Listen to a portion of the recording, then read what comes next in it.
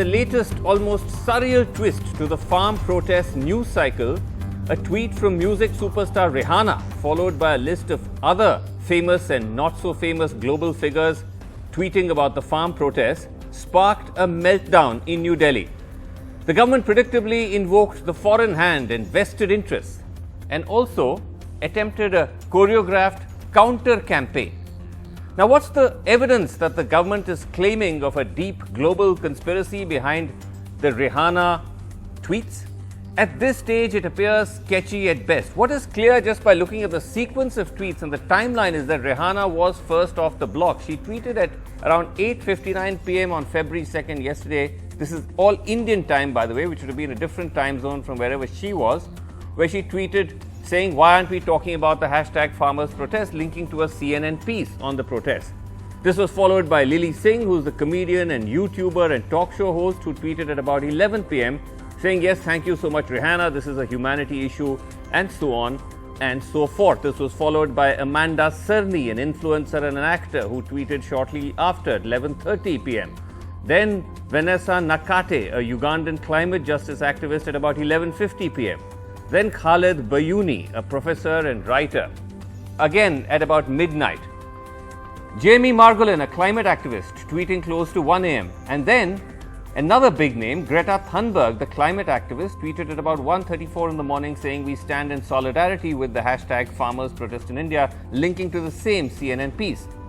Followed by Claudia Webb, a UK member of parliament, who tweeted at around 2:11 in the morning saying, "Solidarity to Indian farmers, thank you Rihanna. In an era where political leadership is lacking, we are grateful for others for stepping forward."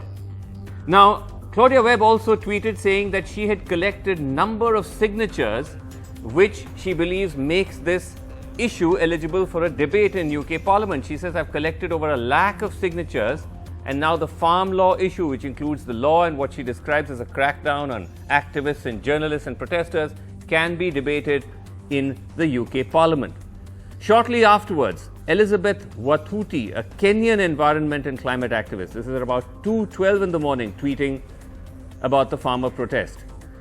Representative Jim Costa, who's a Democrat congressman from California, tweeted at about 4:30 in the morning, saying, "The unfolding events in India are troubling. As a member of the Foreign Affairs Committee, I'm closely monitoring the situation."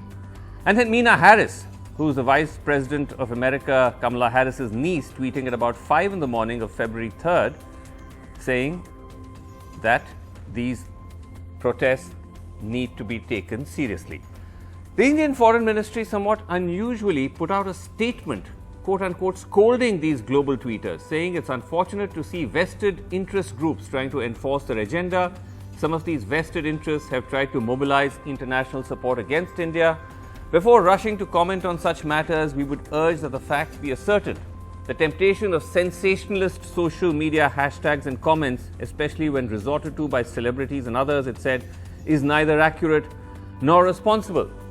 This was followed by a kind of pro-government tweet storm. The MEA tweet itself, again unusually, had a hashtag, India against propaganda and India together. This hashtag was used by a number of other ministers and government figures like Nirmala Sitharaman, the finance minister, Kiran Rijiju, Minister of State for Youth Affairs, tweeting also Hardeep Singh Puri, Minister for Housing and Urban Affairs and Civil Aviation, then followed by a bunch of celebrities, Akshay Kumar, Karan Johar, Ajay Devgan, even Sachin Tendulkar and Sunil Shetty, all tweeting with this same hashtag in defense of the government broadly. What was interesting about the Sunil Shetty tweet in particular, because many were saying this has been choreographed by the government or by the ruling party, is that he perhaps inadvertently tagged someone called Hitesh Jain in his tweet.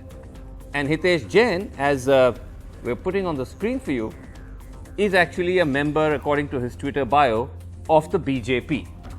Now, as far as the anti-farm protest tweeters are concerned, again, this question of was this some kind of organized effort? And as I said at the outset, there doesn't seem to be too much evidence to suggest that, other than Greta Thunberg sharing an anti-farm law protest toolkit, as she put it. It's a manual to which she provided a link which offers how-to tips to protest against the farm laws. For example, it talks of a Twitter storm on the 4th or 5th of February which is being planned. It asks anyone who wants to participate to organize protests, make videos, call local representatives. It also contains sample tweets on the farm protests which people can cut and paste and use to tweet. It doesn't quite make it clear who's behind all of this. Multiple organizations are mentioned in this protest manual, which is a Google Doc, so it can be edited by multiple people. But there are links to an organization called the Poetic Justice Foundation, which seems to be one of the websites or one of the groups that is providing material to people who want to take part in these global protests.